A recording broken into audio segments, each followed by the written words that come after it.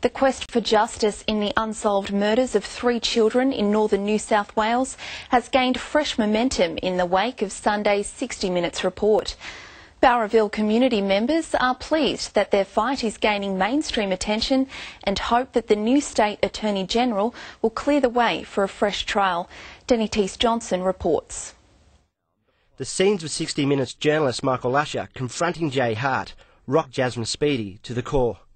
Oh, it gave me goosebumps. He was charged and acquitted in the case of her murdered cousin, Clinton Speedy Giroux, and flatly rejects renewed allegations. I've never heard anyone say that it was me.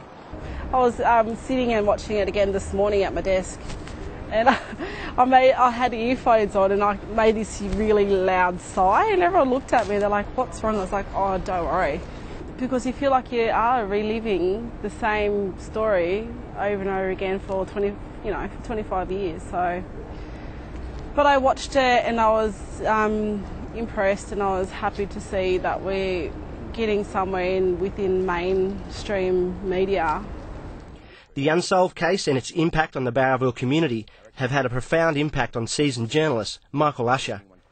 He says the sense of injustice is overwhelming. It's a beautiful scenic place, but there's there's the farming, picturesque rural side of Bowraville, and there's still an Aboriginal community fighting for its place in that town. And I think the more that I spoke to, I know the more I spoke to those families, they still have that sense that there's still 2 Bowravilles where they live, what was the old mission, the Mish, and the rest of the town. Colleen Walker's body has never been found. 25 years on, her mother still walks the bush looking for her daughter. You know, when I sat with every one of the families, particularly Colleen's mum Muriel, she really touched me. That poor woman grieves every day. The fact that she took a photo into the police station at the time, she still searches the bush every year, you know. And at the time, she searched the bush with family members for months because the police wouldn't. Now, her poor daughter's never been found. I mean, her sense of, it's beyond grief. Her emotions that she feels every day have ruined her. The future of the case is now in the hands of the New South Wales government, which is under public pressure to decide whether there can be a retrial. Change the laws on double jeopardy, remove these artificial roadblocks that are in place, and particularly about this use of the word adduced. If evidence could be adduced at the time of the trial, then it's not fresh evidence. What we've actually seen is a change in the laws of evidence.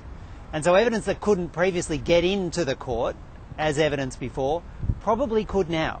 New South Wales Greens Senator David Shoebridge is leading the push in Parliament and says the ball is now in the new Attorney-General's court. The 6th of May will mark 6 months since we delivered that report. That's the deadline for the government to give its formal response to the Bowraville inquiry. That's also the first week that Parliament will return. What a fabulous way it would be, a great moment of unity and respect, if one of the first things this new Parliament did was to pass the laws to deliver justice for Bowraville. That's a challenge for the government, it's a challenge for every political party. Surely we're up to that. I think of the families, like all of the families, you know, Clinton, my cousin, and Evelyn and Colleen, and I feel for every single one of them, and I feel for their their parents. And 25 years is a really long time to endure such pain and heartache. NITV's Johnson, NITV News.